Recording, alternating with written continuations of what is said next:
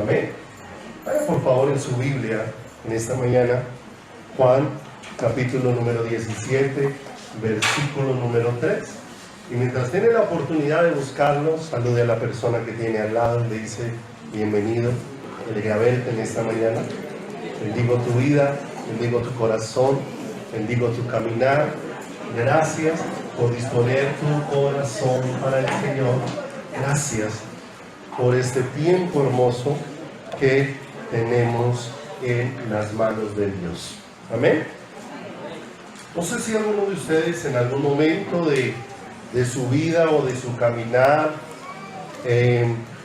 ha escuchado de hablar o ha visto a un hombre de nombre Nick, un hombre al cual no tiene ni sus brazos ni sus piernas, no tiene ninguna de sus extremidades, pero un hombre que definitivamente confronta las vidas de los que estamos completicos y de los que estamos enteros, porque particularmente a este hombre llamado Nick le hacen una pregunta, y es: si tuvieras la oportunidad de volver a nacer, ¿qué le pedirías al Señor? Y si uno no tiene brazos ni piernas, uno se imagina que la respuesta ideal sería pues, que el Señor me hiciera con brazos y piernas. Pero cuando este hombre responde, su respuesta fue: si el Señor me diera la oportunidad de volver a nacer, le diría a Dios que me hiciera exactamente como me hizo la primera vez. No le pediría que me cambiara absolutamente nada. Y cuando uno ve a un hombre faltándole sus extremidades decir esto, uno tiene que entender que este hombre encontró lo que es ser cristiano. Ser cristiano no es tenerlo todo. Ser cristiano es tenerlo a Él en el corazón. Eso es ser creyente. Eso es ser. Ese hombre descubrió que ser feliz, la felicidad, no se la daba en sus piernas. Porque hay muchos que tenemos piernas y brazos y no disfrutamos de la felicidad. La felicidad es una persona, la gloriosa persona de Jesucristo. Y ahí es donde hay un gran reto para nuestro corazón. ¿Qué lugar va a seguir ocupando Cristo dentro de nuestro corazón? Juan, en el capítulo número 17, versículo 3, dice la palabra: y esta es la vida eterna, que te conozcan a ti, el único Dios verdadero, y a Jesucristo, a quien has ¿qué? A enviar. ¿Cómo obtenemos la vida eterna? Conociendo a quién. Conociendo al Señor, conociendo a Dios. Y la única forma de conocer a Dios es por medio de Jesucristo. No hay otra forma. Por medio de Jesucristo. La Biblia dice que nadie va al Padre, sino única y exclusivamente ¿por quién? Por Jesucristo. ¿Y de qué se trata ser cristiano? De vivir todos los días para conocerlo a Él. De vivir todos los días para conocer a Dios. De vivir todos los días para ser más conscientes de Dios en nuestro caminar y nuestra vida. Y en la medida que conozco más a Dios, lo que necesito es vivir de tal manera que todo mi ser le honre a Él. Él lo entregó absolutamente todo en la cruz del Calvario. ¿Cuánto escatimó Dios? Nada. Dice la Biblia: aquel que no escatimó en dar a su propio Hijo por nosotros. ¿Nosotros merecíamos que Jesús muriera por nosotros en la cruz? No merecíamos eso. Pero sin merecer eso, Él vino e hizo una entrega absolutamente de todo. Se despojó de todo para mostrarnos su amor. Ahora nos toca a nosotros. Y la historia nuestra hacia Dios es al revés. Porque Él sí merece ¿qué? Tú no merecías nada y Él lo dio todo por ti. Ahora te pregunto, ¿cuánto estás dispuesto a darle a Él que Él sí se merece todo? La pregunta, ¿pero desde cuándo? Porque decir amén ahorita en la iglesia es súper fácil. Pero es que ese amén lo tienes que decir en tu hogar, en tu matrimonio, en tu vida como padre, en tu labor como empleado, como patrón. Ese amén lo tienes que decir en todo lugar donde vayas. Porque en todo lugar la iglesia no tiene que estar dispuesta solo para entregarse al Señor de un todo los domingos a las 10 de la mañana. La misma disposición que tuviste esta mañana tiene que estar esta tarde en tu casa. Tiene que estar mañana levantarte cuando no haya culto para desempeñar todas las labores de tu vida. Y esta es la vida eterna, que te conozcan ¿a quién? A ti, el único y verdadero Dios. Y ahí atrásito, vaya por favor a Juan, capítulo número 5.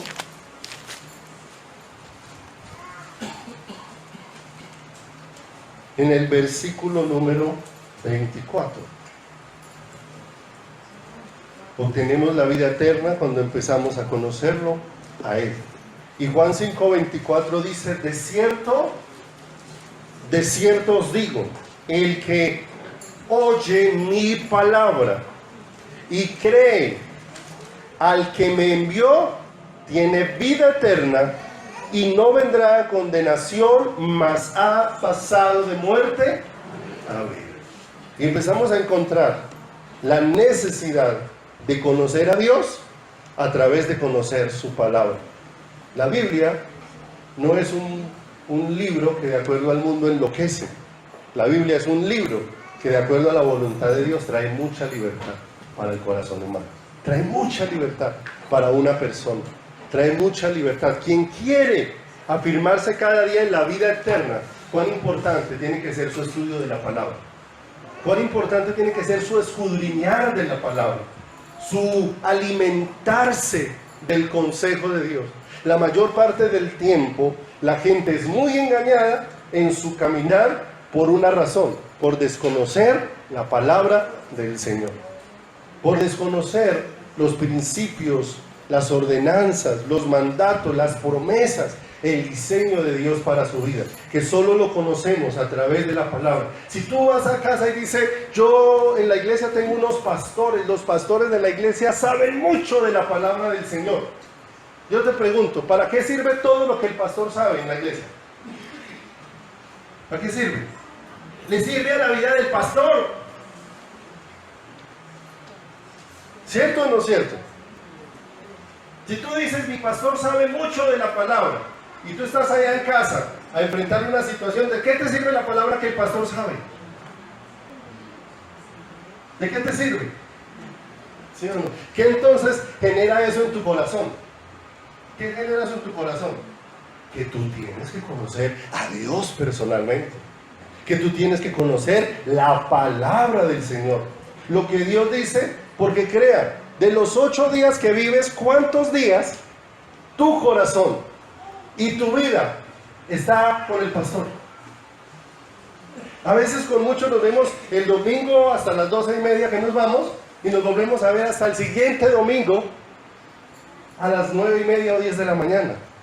¿Sí o no? En esos 8 días el pastor no estuvo ahí para decirte qué debías o qué no debías hacer, pero el Señor sí estuvo ahí para indicarte cómo aprender a vivir y cómo aprender a caminar. Dice acá: de cierto os digo, el que oye ¿qué? Mi palabra. ¿Sí? ¿Necesitas tú oír directamente al Señor? El que te da vida no es el pastor, el que te da vida es Jesucristo. Lea el versículo 25, mira lo que dice: de cierto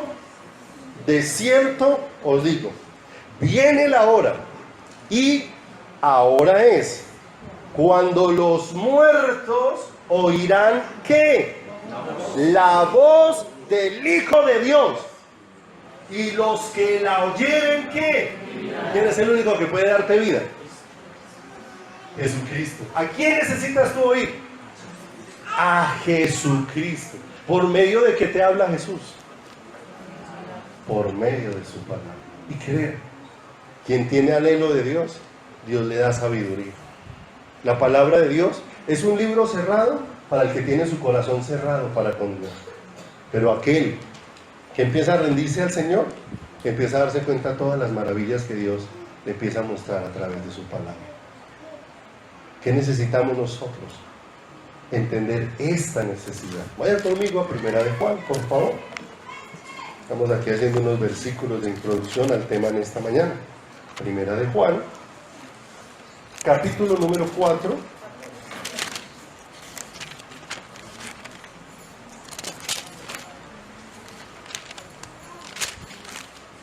Versículo número 10.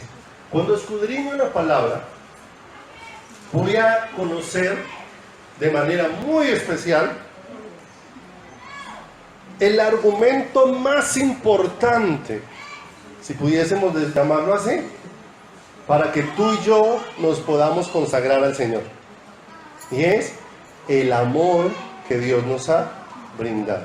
Jamás una persona se va a consagrar a Dios porque tenga miedo de Dios. El temor solo te sirve para unos instantes. Apenas se te pasa el miedo, ¿cierto? Inmediatamente se te pasan los deseos de congregar. ¿Cuántos ayer, cierto, de los que vivieron en parte de Colombia y Ecuador, el terremoto de ayer, de anoche, 7.8 grados, ¿cierto?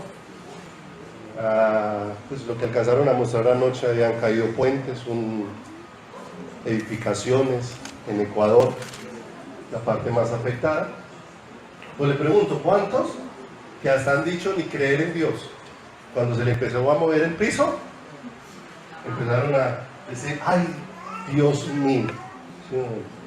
Pero ¿a cuántos Dios necesita empezarles a remover el piso en áreas personales para que se acuerden de que su vida depende única y exclusivamente de quién? De el Señor. Pero lo único que verdaderamente me llevará a consagrarme a Dios de un todo es conocer el amor de Dios. Dice acá el verso 10, en esto consiste el amor. ¿Sí? El amor es difícil de definirlo. Se pueden decir muchas cosas del amor, pero es difícil de definirlo porque el amor es Dios mismo. Y definir a Dios es muy difícil. Decimos cosas muy hermosas del Señor, pero las cosas hermosas que decimos de Dios realmente se quedan cortas comparadas contra verdaderamente quién es Él. Y dice acá, en esto consiste el amor, no en que nosotros hayamos amado a Dios, sino en que Él nos amó ¿a quién? A nosotros, y envió a su Hijo en propiciación por nuestros pecados. Entonces, ¿qué necesito yo conocer de Dios? La forma en que Él me ama. Porque cuando yo descubra cómo Dios me ama y tenga luz de eso en mi corazón, no habrá resistencia en mi corazón para poder amar a Dios. Porque en eso consiste el amor. Quien descubre cómo Dios le ama, va a empezar a amar a quién. Va a empezar a amar a Dios. Y la máxima evidencia del amor a Dios, del amor de Dios, dice acá que envió a su Hijo a morir por nosotros en la cruz del Calvario. Pase al versículo 19 allá adelantico. Dice, ¿cuántos aman a Dios? Amén. Esa es la tarea que Dios está haciendo en nuestro corazón. Dice, nosotros le amamos ¿a quién? A Él. Porque Él nos amó ¿qué? Primero. Le amamos a Él porque Él nos amó primero. Tiene que suceder eso. Y ese amor lo voy a descubrir aquí dentro de la palabra. Porque ¿sabe? La carta más larga de amor que se ha escrito es la Biblia. Porque habla del amor de Dios por nosotros desde Génesis 1:1 hasta el último versículo de ¿qué? De Apocalipsis. La carta más larga de amor. Y con cosas tan profundas que usted la lee y la escudriña y le encuentra más y más y más y más. ¿Sabe por qué? Porque la palabra de Dios es tan profunda como Dios mismo. No se acaba, no se termina. Cuán insondables, dijo el apóstol Pablo. O sea, uno puede buscar y buscar y jamás va a terminar, porque así es Dios. Dios no tiene final. Así de maravilloso es Dios. Y eso ya debiera despertar solo eso, un profundo anhelo en mi corazón por escudriñar ¿qué? La palabra de Dios. Mi corazón necesita encontrarse con el amor de Dios y con el amor glorioso del Señor. No como un pensamiento, no como una doctrina, sino como una revelación hermosa de Dios, que transforme la vida de un pecador. El Señor tiene una conversación con el apóstol Pedro, y en esa conversación el Señor le hace una advertencia a Pedro: Pedro, tú me vas a negar. Y Pedro se para y dice: si es necesario, mi vida pondré por ti. Pero ¿qué pasaba con Pedro? Que Pedro todavía no se había encontrado de verdad con cuánto le amaba el Señor. Por eso él decía que estaba dispuesto a morir, pero fíjese cuánto le duró el deseo. Si el mismo día, en la noche, estaba negando a Jesús. Yo no le conozco, y es más, entre negación y negación tuvo espacio. En uno de los evangelios dice que le preguntaron: ¿tú has estado con él? Dijo: no lo conozco. Y dice: pasó como espacio de 1 hora y le volvieron a preguntar. Y volvió y negó ¿a quién? Al Señor. Particularmente Lucas es el único que describe que cuando Pedro por tercera vez niega al Señor, levanta su mirada, y qué escenario tan poderoso, o sea, qué maravilloso el plan de Dios, que Dios planificó que cuando llegara la hora de que cantara el gallo, porque Pedro había negado al Señor 3 veces, en ese momento Dios estaba en un escenario donde Pedro lo pudiera ver. Porque dice Lucas que cuando Pedro negó, escuchó el gallo y levantó la mirada, al frente de él estaba Jesús, y se cruzó con la mirada de Jesús. ¿Se da cuenta cómo Dios prepara escenarios perfectos para que tú y yo nos encontremos con Él? Perfectos, diseñados, milimétricos. Vea, Jesús estaba tan al control de todo lo que estaba pasando que los que lo tenían, los soldados que lo tenían cautivo, no sabían que estaban haciendo la voluntad de Dios, y lo llevaron y lo pusieron exactamente donde Dios quería estar para poder mirar a Pedro. Y se encuentra Pedro con esa mirada gloriosa del amor del Señor, ¿cierto? Y cuando se derrumbó y se hizo trizas el corazón de piedra de Pedro, cuando se encontró con la mirada de amor de Jesús. En aquel momento ese corazón dejó de ser duro y se quebrantó, y dice que Pedro lloró amargamente, pero a partir de ahí sí empezó la vida de un Pedro que empezó a entregarse totalmente a Jesús. ¿Cuándo? Cuando tuvo un encuentro verdadero con el amor del Señor. La mirada, yo no sé cómo sería esa mirada ese día para Pedro. No sé cómo sería. ¿Cómo se sintió Pedro diciendo: Señor, ¿cómo haces para amarme tanto? Si tú de antemano sabías que yo iba a hacer esto tan feo, Señor, de negarte. Y mientras me lo advertías, me amabas. Y ahora viniste a confirmarme que tu amor por mí no ha cambiado, aunque yo te he estado negando. Y en ese momento es donde Pedro empieza a entender cuánto lo ama el Señor. Y a partir de ese momento es que vemos a un Pedro diferente, que empieza un caminar diferente con el Señor. Ya no el Pedro que dice: mi vida daré por ti, pero solo de labios, sino el Pedro que ahora está dispuesto de verdad a morir. ¿Por qué? Por el Señor, porque el Señor se ha convertido en su vida. ¿Cuándo amó Pedro al Señor? Cuando vio cómo el Señor lo había que amar. Ese es el principio establecido. Entonces, ¿qué encontramos en la iglesia? Que la encontramos tan tibia, que la encontramos tan llena de condiciones para entregarse al Señor. Encontramos que aunque la iglesia ha oído del amor de Dios, no se ha estado encontrando con el amor del Señor. El apóstol Juan en su primera carta dice que ellos hablaban de lo que habían visto sus ojos, de los que habían palpado sus manos respecto al verbo de vida. O sea, ellos habían tenido un encuentro con el Señor, y ese Señor había hecho que ellos conocieran y vivieran el amor de Dios dentro de sus vidas. Por eso la entrega de esos hombres, sin restricciones, sin argumentos, sin excusas, una entrega tan total dentro del corazón. Entonces vemos qué le falta a la iglesia hoy en día para que esa iglesia tenga esa entrega en esa dimensión, encontrarse con el amor glorioso del Señor. Ese amor donde yo cada día puedo mirar al Señor y derramar mi corazón delante de Él, reconociendo que yo no merezco nada y que Él es demasiado bueno para conmigo, y que lo menos que yo puedo hacer es rendirle toda mi vida a Él. Vaya entonces por favor conmigo a Génesis, capítulo número 29. ¿Cuántos saben que la Biblia desde el comienzo hasta el final habla del amor de Dios? Del amor glorioso del Señor. Quien no va a una eternidad con Dios es porque jamás le abrió su corazón al amor de Dios. Jamás le abrió su corazón. ¿Por qué Judas pereció de la manera que pereció? Porque no le quiso abrir su corazón al amor de Dios. Génesis capítulo número 29. Ya le voy a decir qué versículos vamos a leer. Hay historias bíblicas que uno las lee y a veces uno dijera, pero ¿y a mí qué me importa que eso diga en la Biblia? Si yo no le encuentro ninguna razón de ser, no le encuentro algo especial. Bonita la historia.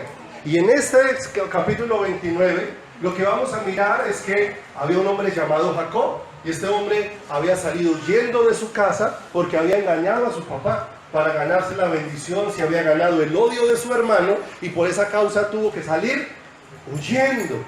Y en su vida llegó donde un familiar, fue buscando la casa de un tío suyo que se llamaba Labán, y llegó a esa casa, llegó a esta familia, y allí se ubicó. Y me gusta mucho una cantidad de principios que hay acá en estos versículos, porque estudiando, dice, vayamos un segundito por favor al versículo 14. Todo el capítulo se lo dejo para que lo lea en casa. Vamos a ver unos versículos puntuales. Dice, verso 14, ya él había llegado a la casa de su tío Labán huyendo, y dice el verso 14, y Labán le dijo, ciertamente hueso mío y carne mía eres. Y estuvo con él durante ¿cuánto lleva en esa casa viviendo? Pero lea el versículo siguiente. Entonces dijo Labán a Jacob, por ser tú mi hermano, ¿me servirás de balde? Qué bonito, ¿cierto? Qué bonito, porque a cuántos les gusta llegar a vivir a las casas de gorra, ¿sí o no? Y me gusta mucho que en la cultura judía, máximo, tenían una persona de gorra un mes en su casa. A los 30 días le dice, o trabaja, o ahí está la puerta abierta, que Dios lo bendiga y le ayude en su camino, ¿cierto? Y qué bueno, queridos papás, los papás que tienen hijos y sus hijos trabajan, enséñenles a aportar en su casa. ¿Saben? Muchos hijos trabajan y no aportan en su casa porque el papá empezó a tenerle miedo al hijo. Deje de tener miedo de que su hijo se va de la casa. Pues si se va, ore por él para que donde esté, Dios lo guarde. Pero deje de tener miedo. ¿Sabe por qué? Porque muchas veces enseñamos a nuestros hijos a ser irresponsables. ¿Irresponsables por qué? Porque es desde la casa donde yo tengo que empezar a enseñarle que cuando él se case, él tiene que responder por su familia, tiene que pagar su arrendamiento, tiene que pagar las facturas, tiene que aportar mercado, tiene que cuidar ¿de quién? De su casa. Pero muchas veces patrocinamos cosas equivocadas en nuestro caminar. Crean, no le dé temor. Si su hijo hace algo, aporte. Pastor, y si mi hijo se pone bravo y se va de la casa, pues que Dios lo bendiga. ¿Sí, no? Tranquila, que a los 4 días su hijo está que chilla donde lo recibieron, porque después de 4 días no se lo aguantan. Después de 4 días le van a empezar a hacer mala cara ya. Después de cuatro días le van a empezar a echar en cara que se bañe. ¿Sí, no? Ya por la tarde va a decir, oiga, y usted es que usted no se puede demorar 5 minutos, usted dura media hora en la ducha. Ya le empiezan, ¿sí o no? Y en esa hora, ahí sí empieza ese muchacho a orar. A orar allá donde está. Señor, toca el corazón de mi mamá, que me llame para que yo vuelva. ¿Sí o no? Me gustó mucho la oración que hizo un pastor y alguna vez leí, ¿sí o no? Porque un pastor oraba por su hijo y le decía, hijo, busque de Dios, vea, entréguese al Señor. Y el hijo nada, cada vez más rebelde, a veces llegaba oliendo a licor, olía a cigarrillo. Pero el pastor tuvo sabiduría. Y él tenía su cuarto enseguida del cuarto de su hijo, y este pastor tenía la particularidad que cuando oraba, oraba duro. Y cada vez que llegaba su hijo, se hacía cerca de la pared donde quedaba el cuarto de su hijo y empezaba a orar: Padre, yo te ruego por mi hijo, Señor. Prefiero que te lo lleves esta noche al cielo y que no se pierda, que siga acá desordenado. Señor, ruego que te lleves a mi hijo, Señor, ruego que te lo lleves. Y al otro lado empezó el hijo a escuchar la oración y dijo: yo tengo un serio problema. Todo lo que mi papá le pide a Dios, yo se lo concedo. Y se arrodilló y era: Señor, por favor, no escuches a mi papá. No escuches a mi papá. Y así aprendió a buscar al Señor. ¿Sí? A veces nos parecen cosas muy duras, pero nosotros necesitamos de verdad formarnos como verdaderos creyentes en nuestro caminar con el Señor. Después de un mes, lo llamó su tío y le dijo: bueno, aquí no se va a quedar haciendo nada. Yo lo quiero mucho, usted es mi familiar, ¿sí o no? Pero usted o hace algo o consigue donde vivir. Entonces, verso 15, dijo Labán a Jacob: por ser tú mi hermano, ¿me servirás de balde? Dime cuál será tu salario. Y Labán tenía dos hijas. El nombre de la mayor era Lea y el nombre de la menor, Raquel. Los ojos de Lea eran delicados, pero Raquel era de lindo semblante y de hermoso, ¿qué? Parecer. Y dice en el verso 18: y Jacob amó ¿a quién? Me llama mucho la atención porque este amor no era el amor de Jacob. Él era el amor de Dios. ¿Por qué razón? Porque entre los seres humanos es imposible que usted ha visto 15 días a una persona y usted diga: yo la amo con todo el corazón. No es posible, no es posible. Entonces, detrás de esta historia estaba ¿quién? Estaba el Señor. Verso 18: y Jacob amó a Raquel y dijo: yo te serviré 7 años por Raquel, tu hija, ¿qué?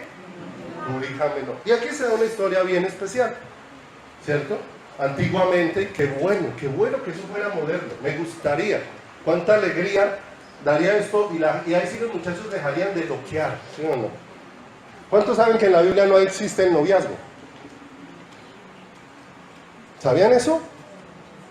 ¿Que en la Biblia no existe el noviazgo? No. En la Biblia existe el desposorio. ¿Qué significaba eso? Que cuando dos personas entablaban una relación como la que hoy se llama noviazgo, ellos ya estaban comprometidos al ser novios de que esa relación era para ser esposos. No era que no, usted ya me cayó mal, usted es muy floja, no, ya no, me consigo otra. No, así no era. ¿Por qué hay tanta promiscuidad hoy? Porque se dejaron los principios bíblicos. Y aún dentro de los que sirven al Señor. Crea, Dios los llamó y si no está seguro de cuál es, entonces aguántese hasta que Dios le muestre la que es, para que no esté ensayando ni allí, ni allí, ni allí. Y la otra, si usted no se piensa casar jamás, no consiga novia. Amén. Hay personas que dicen: no, yo nací para ser soltero. Ah, bueno, quédese soltero, pero no se ponga a ilusionar a nadie, ni a dañarle el corazón a nadie. Tenga los pantalones bien puestos en el Señor. Amén. Entonces este hombre empezó a trabajar por ella 7 años. Eso se llamaba la dote, que había que pagarle al papá lo que le costó criar a la hija. Qué bueno. No. Qué bueno. Qué bueno que así fuera hoy en día, ¿cierto? Y así dejaríamos tantas relaciones que no funcionan ni van en ninguna dirección. 7 años trabajó. Ahora, ¿qué lugar ocupaba Raquel en el corazón de Jacob? Él se enamoró de ella, ¿cierto? Y dice que empezó a trabajar 7 años por ella, ¿sí o no? Uno esperar 7 años para casarse. Y 7 años, pero dice que este hombre estaba tan enamorado que dice el verso 20, pase ahí. Dice: así sirvió Jacob por Raquel, ¿cuánto? Y le parecieron como pocos días, porque la amaba. ¿Se dan cuenta la diferencia que hace el amor? Hace una gran diferencia. Le parecieron pocos días, 7 años. Me imagino a Jacob contando todos los días de para atrás. ¿Sí o no? 6 años, 6 meses, 5 días, 8 horas, 4 minutos, Señor. ¡Qué felicidad! 4 años, 3 meses, 2, y va contando. ¿Usted se imagina cuando estuviera Jacob haciendo la cuenta? faltan 8 días. Cuando faltaban 8 días ya estaban haciendo los preparativos para la boda. Sí o no, estoy a punto de culminar. Voy a terminar de pagar la deuda para tener a esta la que ama a mi. ¿Usted se imagina en la medida que se acercaba la fecha del cumplimiento de los 7 años, cómo seguía poniendo el corazón de este hombre? Acelerado, emoción, ¿sí o no? Expectativa, ¿sí o no? Todos los días miraba a Raquel y la veía más bonita, la veía más hermosa. Todos los días le salían más piropos para su Raquel, contando las horas y los minutos para la boda. Y finalmente llegó la hora ¿de qué? De la boda. Y pase ahí, por favor, al versículo número 21. Entonces dijo Jacob a Labán: dame mi mujer, porque mi tiempo se ha cumplido para unirme a ella. Entonces Labán juntó a todos los varones de aquel lugar e hizo banquete. Hicieron la celebración, y sucedió que en la noche tomó a Lea, su hija, y se la trajo, y él se llegó a ella. ¿Por quién trabajó él? Usted se imagina 7 años uno enamorado de una mujer, y en aquella época era muy particular que se pudiera dar el engaño. No había luz, las mujeres se casaban con velo en la cara, ¿sí o no? Así que él, hasta cuando salió en la mañana la luz del sol, se dio cuenta que había pasado la luna de miel con la que no amaba. ¿Usted se imagina la decepción aquella mañana de aquel corazón? ¿Usted se imagina cuando la volteó a mirar para encontrarse con la hermosura de Raquel y vio que esa no era la cara de Raquel? ¿Sí? ¿Usted se imagina cómo le quedó el corazón ahí? ¿Sí? Yo creo que se paró de un brinco. ¿Sí? Y él sale ahí, mira lo que dice. Verso 25. Venida la mañana, he aquí que era Lea. Y Jacob dijo a Labán: ¿qué es esto que me has hecho? ¿No te he servido por Raquel? ¿Por qué pues me has engañado? Y Labán respondió: no se hace así en nuestro lugar, que se dé a la menor antes que la mayor. Si la quiere, trabaje otros 7 años. Trabaje otros 7 años para que la tenga. ¿Te imaginas cómo fue aquel día de tremendo? Pero ¿sabe qué es lo más hermoso del amor? Que Jacob de una vez dijo: pero es que yo la amo. Y si 7 años se me fueron volando, estos otros 7 también se me irán volando. Y trabajó los otros 7 años por su ¿quién? Por su Raquel, hasta que la obtuvo. Le pregunto, en la medida del amor del hombre por una mujer, ¿podría decir que el amor que ese Jacob tenía por Raquel era verdadero? Sí. Era verdadero. Trabajó otros 7 años hasta que él la ¿qué? Obtuvo. Y entonces después uno le pone a leer y uno dice: bueno, bonita la historia, chévere todo lo que dice ahí, pero ¿y a dónde está Jesús? A ver, muéstrame. ¿Y a dónde está el Señor? ¿Y a dónde está pues que la historia de amor de Dios con nosotros? ¿Cierto? Y resulta que cuando escudriñamos la palabra y Dios nos da luz, nos vamos a encontrar que esta es la historia de Dios con nosotros.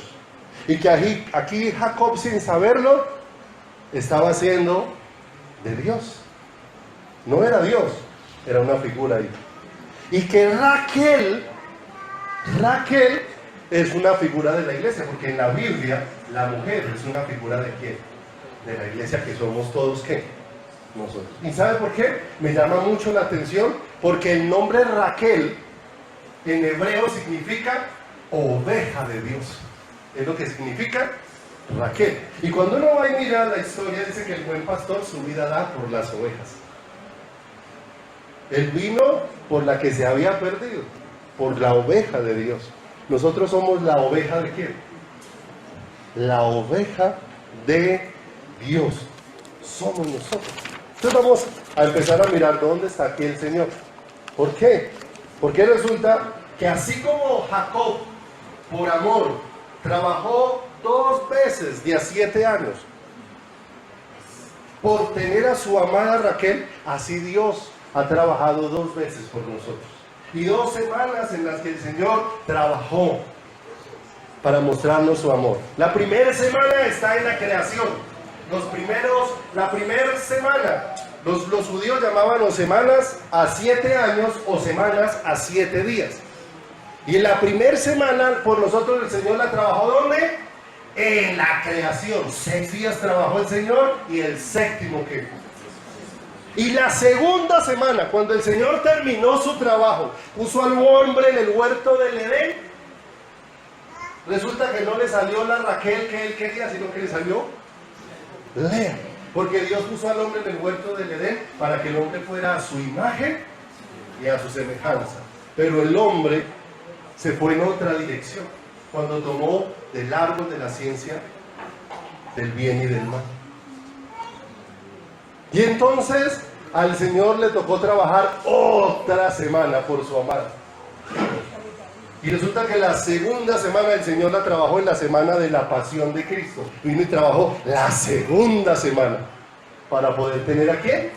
A su amada. Vamos a mirar un poco entonces a través de la palabra del Señor. Génesis, capítulo número 2, verso 1. O sea que cuando vuelvas a leer esta historia, ya no es la historia de Jacob, es la historia de Dios contigo y conmigo. Porque quien ama a Dios es imposible que no encuentre el amor de Dios en cada versículo de la palabra del Señor.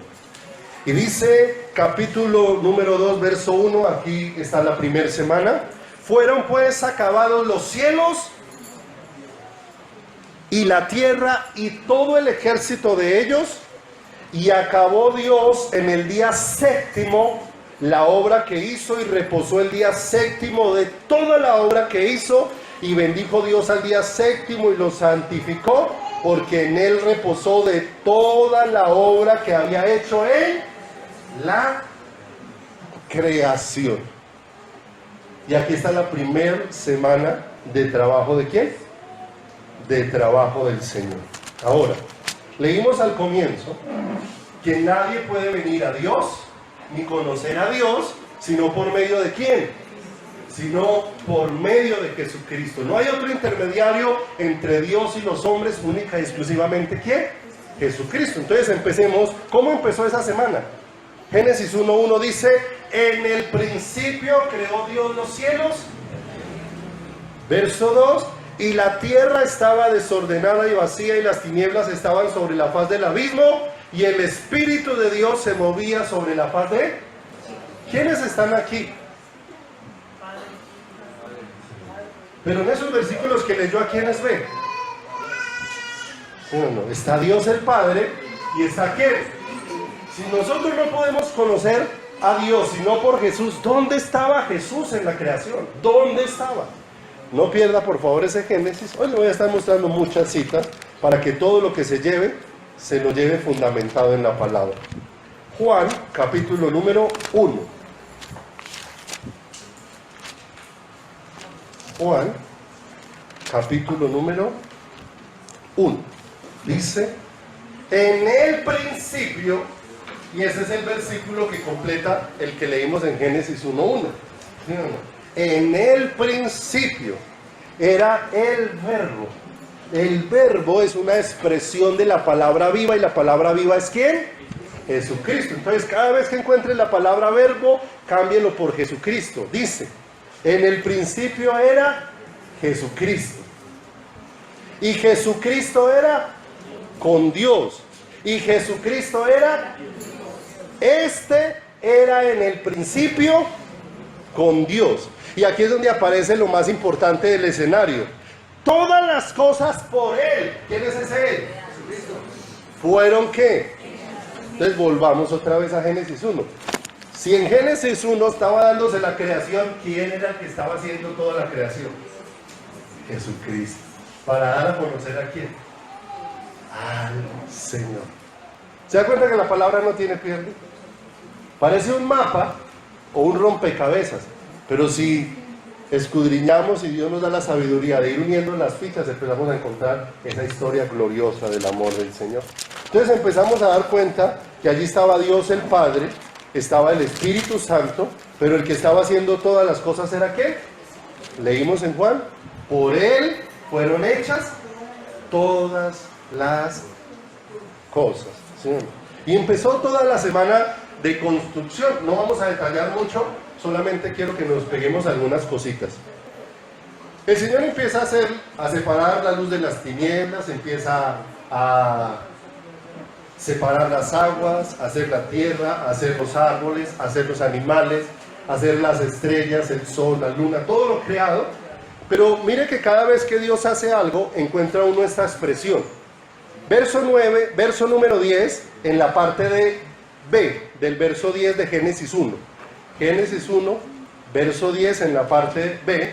Cuando Dios termina de hacer algo, terminó con la frase, y vio Dios que era ¿qué? Bueno. Y ahí había hecho los cielos, había separado las aguas. Pero si pasa ahí al versículo número 12, en la parte final, creó Dios los árboles y los frutos, y en el verso 12, al hacer todo eso, produjo la tierra hierba verde. Cuando terminó de hacer todo eso, y vio Dios que era ¿qué? ¿Estaba disfrutando Dios lo que estaba haciendo? ¿Sí o no? Siga leyendo. Pase al versículo número 18. Hizo el Señor el sol, hizo la luna, hizo las estrellas, para que señorearan el día el sol y en la noche la luna. Y dice que cuando terminó de hacer el universo, y vio Dios que era ¿qué? Bueno. ¿Cómo estaba Dios disfrutando de lo que estaba haciendo? Pase al versículo número 21. ¿Sí o no? Produjeron las vidas, los animales que habían en el mar y en las aguas. Cuando Dios termina de hacerlo, dice el versículo, y vio Dios que era bueno. Y vio Dios que era bueno. Pase al versículo número 25. Dios hizo los animales que habitaban en la tierra según su género, las aves. Y cuando Dios terminó de hacer todo, vio Dios que era ¿qué? ¿Sí o no? Todo eso suena muy hermoso. Pero fíjese que Dios, aunque cada vez que terminaba algo decía, y vio Dios que era bueno, todo lo que estaba haciendo Dios no había llegado a la cúspide de lo que Él quería. Porque dice en el verso 26, entonces dijo Dios, ya terminó de hacer todo, solo le faltaba hacer ¿a quién? Al hombre. Entonces dijo Dios, hagamos al hombre a nuestra imagen, conforme a nuestra ¿qué? Y llegó el momento de hacer el hombre. Pero pase al versículo número 31. Cuando Dios acaba de hacer al hombre, dice, y vio Dios que todo lo que había hecho, y he aquí que hubo un cambio. Ya Dios no dijo que era bueno, sino que cuando hizo al hombre dijo, y era bueno en gran manera. O sea, el mayor deleite para Dios no fue hacer la luna, las estrellas, el sol, los animales, los peces. El mayor deleite para Dios fue cuando hizo al hombre. Porque es donde cambia la expresión. Cuando nos formó a ti y a mí, eso produjo un gozo especial en el corazón de Dios. ¿Se da cuenta? Que Dios todo lo que hizo, lo hizo fue para expresarnos su amor. Por eso el Señor dice, con amor eterno te he amado. No es un amor que empezó ayer, o el día que Cristo apareció en tu camino. Dios te ha amado desde antes de la fundación del mundo, dice la palabra del Señor. Y cuando Dios hacía al hombre, vio que era bueno en gran manera. ¿Cuánto deleite hubo en el Señor al hacer el hombre? ¿Cuánto deleite? ¿Cuánto gozo? ¿Cuánta alegría en el corazón de Dios? Esto fue un momento especial. ¿Te recuerdas cómo leímos que Jacob trabajó por ella? Y dice que eran muchos días, pero que se le hicieron poquitos porque la amaba. ¿Cómo disfrutó Dios esta semana? Preparando todo para poner al hombre, que fue lo último que hizo. La primera semana que Dios hace de una manera muy especial. Cómo Dios ve que todo es bueno. En el huerto del Edén, el hombre nace del corazón de Dios. Y hubo un cambio. ¿Por qué razón? Porque nosotros vemos que después de que Dios hace al hombre, el Señor pasa delante de Adán a todos los animales. Y yo no sé cómo Dios le dio qué habilidad a Adán tan especial. Porque vemos cuánta cantidad de animales hay y todos desfilaron frente a Adán y Adán les puso nombre. Y dice la Biblia que como les puso se llaman hasta hoy. Y empezaron a pasar por parejas. Y venía el burro, se llama burro y la burra.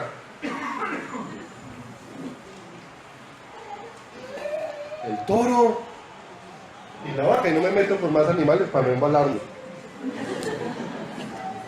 Porque ya estaba pensando, la serpiente y el serpiente. Y empezaron a pasar todos los animales delante de quién, ¿cierto? Y había una tarea que Dios les había asignado a esos animales, que se reprodujeran según su ¿qué? Su género o su especie. Entonces, cuando empezaron a pasar, él veía y venían todos en parejita. Y todos se podían relacionar íntimamente el uno con el otro. Pero cuando terminó de ponerle nombre a todos, encontró un problema. Que él, viendo todos esos animales tan hermosos, él no se podía relacionar como hombre, Adán, íntimamente con ninguno de esos seres que creados. Entonces el Señor dice, no es bueno que el hombre esté ¿qué? Solo. Y deja escrita en la Biblia una historia a propósito, para mostrarnos por qué nos ama tanto el Señor. Y dice que el Señor hizo caer en profundo sueño ¿a quién? A Adán. Y le hizo una cirugía. El primer cirujano fue el Señor. Le abrió un costado, le sacó una costilla, y de esa costilla hizo una mujer y después se la trajo ¿a quién? A Adán. E hizo el Señor el primer matrimonio. La relación más importante para Dios es el matrimonio. Fue la primera relación que él bendijo en el huerto de Edén. Le trajo a Adán y le trajo a Eva y se la presentó ¿a quién? A Adán. Y cuando Adán vio a Eva, lo primero que dijo es, ella es hueso de mis huesos y carne de mi carne. ¿Sabe por qué dijo él? Esa expresión era porque primero era la persona con la que se podía relacionar íntimamente porque era similar a él. Y lo segundo que le llenaba el corazón a Adán es que ella salió de mí. Se parece a mí porque salió de mí. Se parece a mí porque salió de mí. Y resulta que Dios utiliza toda esta figura para decirnos por qué cuando terminó de hacer al hombre dice que vio que era bueno en gran manera. Porque Él nos estaba contando su historia. Porque cada vez que Dios hizo todas las cosas habló.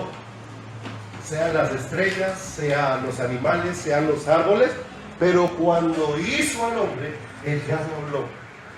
Sino que cuando hizo al hombre, Dios mismo tomó un pedazo de su propio corazón. A veces lo leemos solo como barro, pero era un pedazo de Él mismo, con el que Él formó ¿a quién?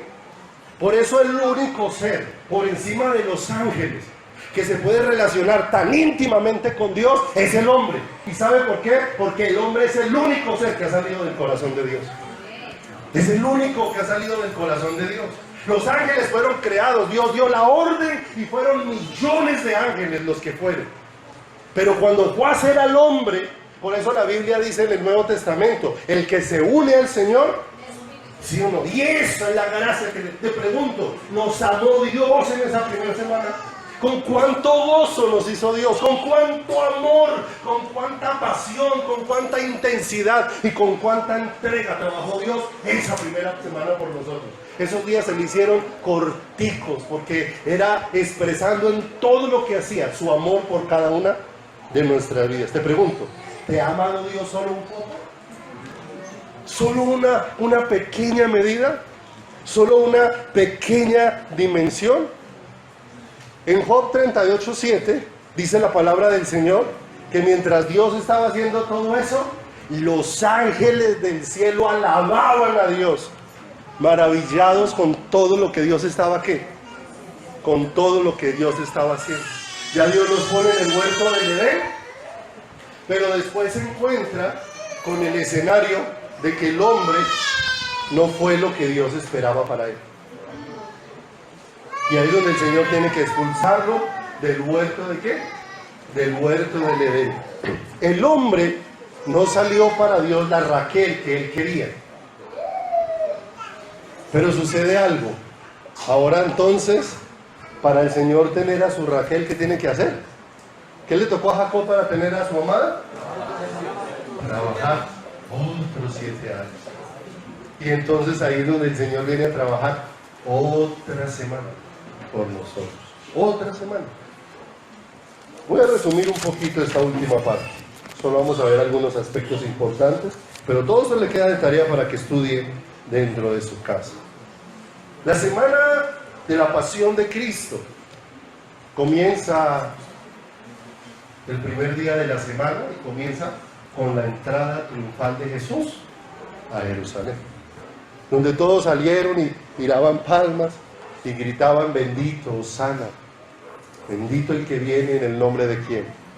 En el nombre de el Señor, ¿cierto? Entonces vamos a mirar por favor en Éxodo, si me acompaña allí, capítulo número 12.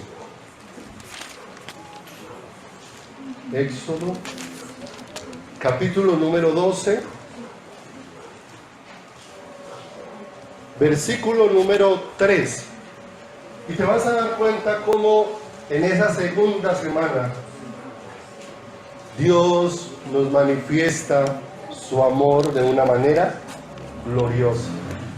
No le salió la Raquel que esperaba, pero él siguió trabajando. ¿Por quién? Por ella. ¿Por qué siguió trabajando por Raquel? Porque la amaba.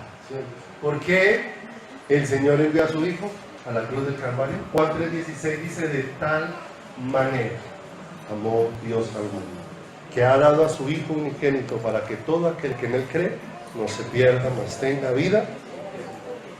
Entonces dice Éxodo capítulo número 12, versículo número 3.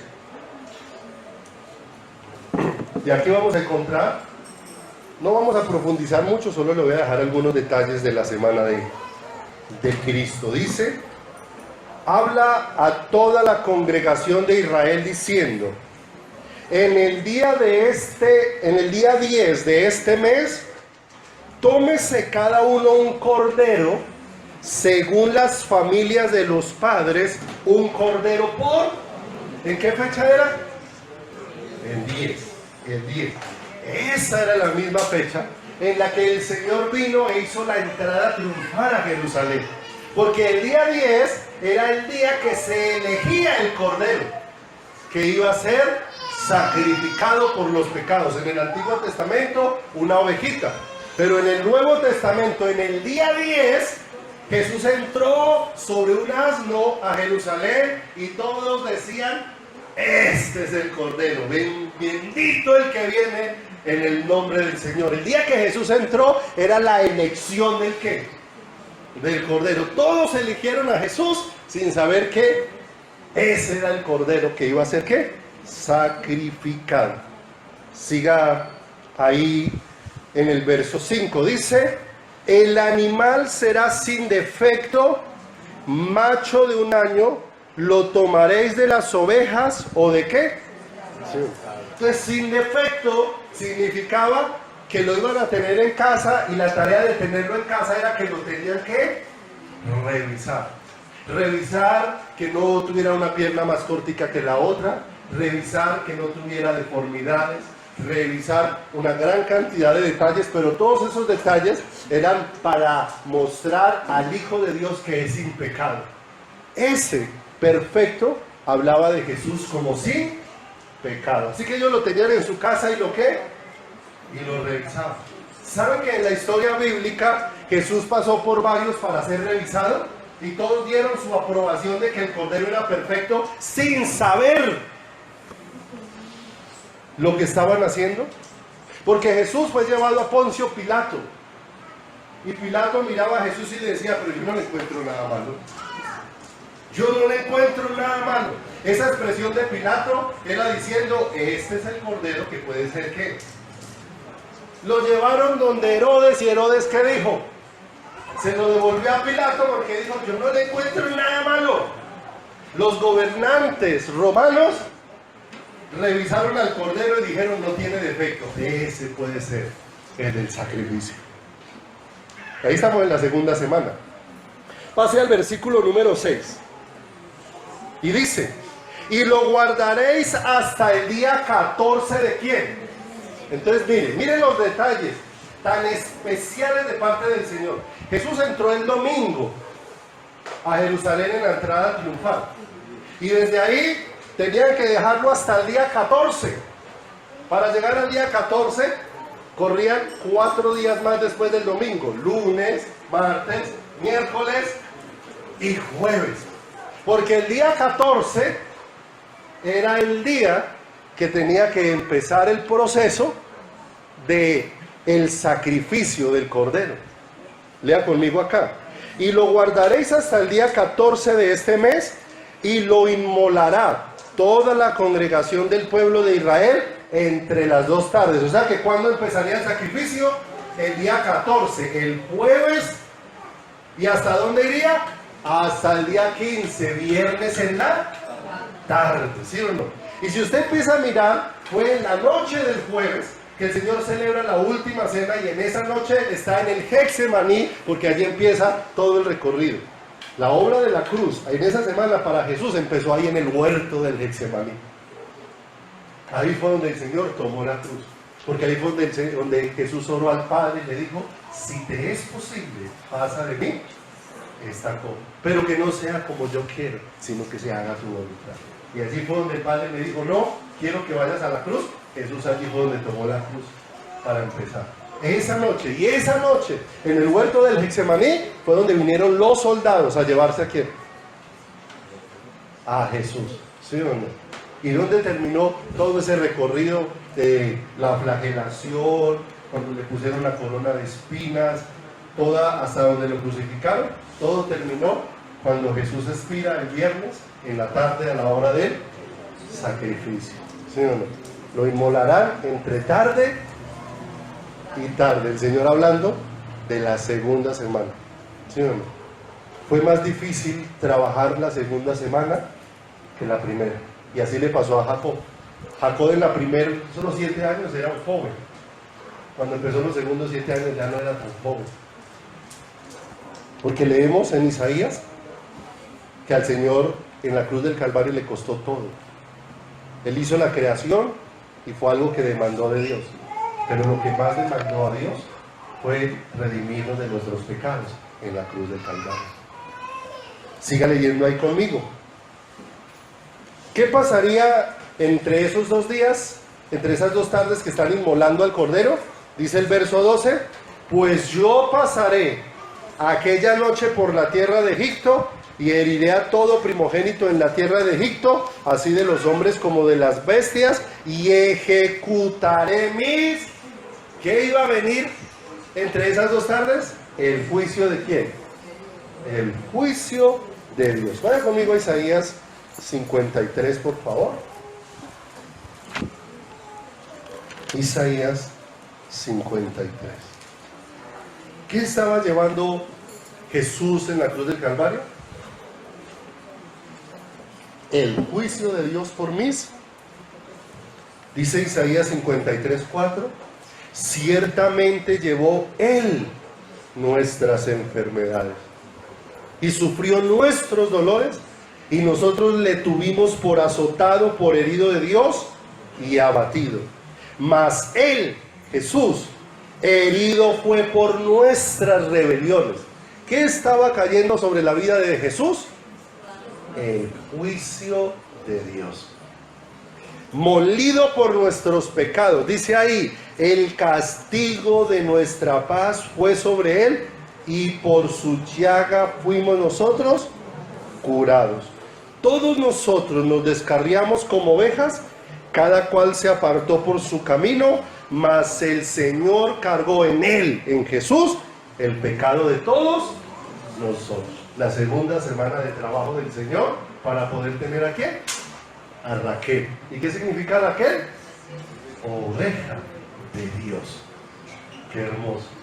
Qué hermoso como Dios hila todas las cosas de una manera tan extraordinaria.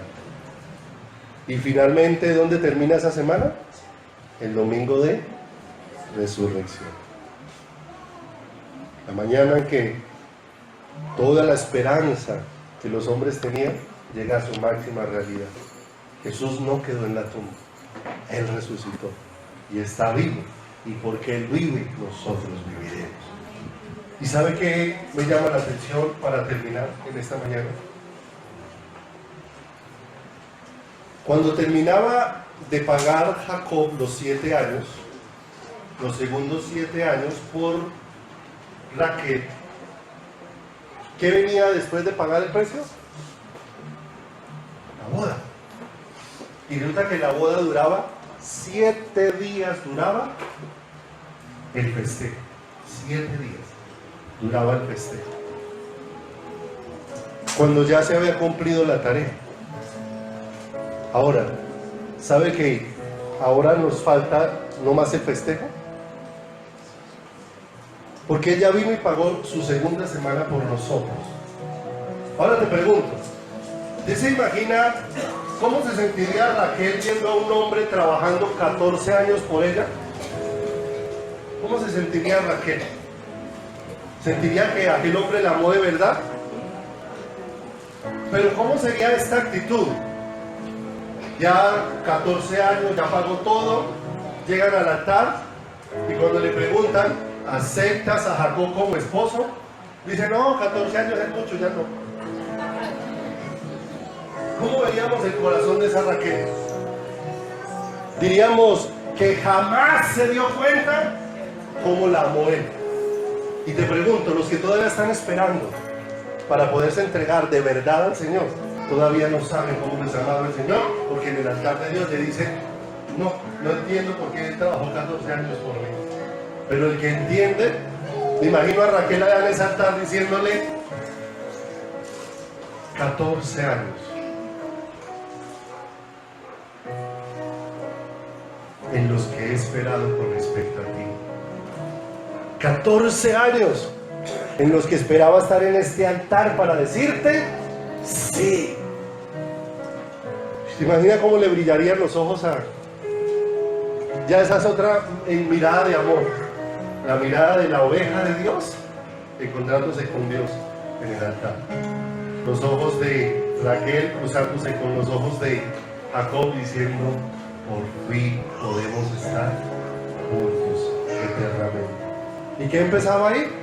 7 días de celebración ¿de qué? De boda. ¿Cuántos saben que pronto el Señor vendrá por la iglesia? Y que cuando el Señor suene la trompeta, la iglesia va a ir al cielo con el Señor para celebrar los 7 días de boda. Porque mientras en la tierra hay 7 años de tribulación, en el cielo hay 7 años de festejo matrimonial. La iglesia estará en el cielo en la semana de bodas con el Señor, celebrando la cena de las bodas del Cordero. Te pregunto, ¿te ha amado Dios de cualquier manera? Mire cómo es de grande el amor de Dios. Cuando hizo la creación, la hizo por amor a quién. Cuando envió a su hijo, lo hizo por amor a quién. ¿Y su hijo va a regresar? Por amor a nosotros. Te pregunto, ¿no es suficiente para que tú y yo nos entreguemos de todo nuestro corazón a Él? De todas nuestras fuerzas a Él, porque nada nos hará entregar más al Señor que su amor. No hay nada, no hay argumento más fuerte para entregarnos a Dios de un todo que su amor maravilloso, que su amor eterno. Vamos a orar en esta mañana. No sé si quieras mostrarte, no sé si quieras reunir todo tu corazón al Señor esta mañana.